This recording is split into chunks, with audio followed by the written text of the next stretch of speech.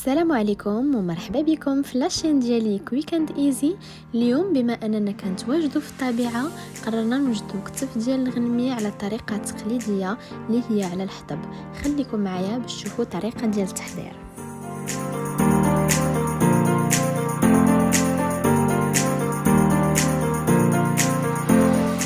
اول حاجه خديت الكتف وغسلته وخليته دو كوتي. من بعد بوغ العطريه خلطت شويه ديال الملح مع الابزار مع الكمون مع التحميره مع واحد العطريه سناخذها خصيصا غير على قبل اللحم كيتباعوا فيها بزاف البهارات مخلطين. درت شويه ديال الزعتر كارم وشويه ديال القزبر كارم. من بعد غادي نشد كلشي ديك العطريه وغادي نخلطها بزيت المائده باش تشكل ليا واحد الكريمه اللي غادي ندهن بها اللحم. ثاني مكون عندنا هو دروس الثوم معروفه يعني لا بد منها في اللحم، دونك خديت الكونتيتي اللي غتكفاني وكل واحد فيكم يستعمل على الكميه اللي غادي يدير. ثالث مكون هو اكليل الجبل اولا اليازير، معروف انه كيعطي واحد المذاق زوين للحم وسورتو ديال الغنمي كيحيد داك الجهد اللي فيه. دونك نخليكم مع الطريقه.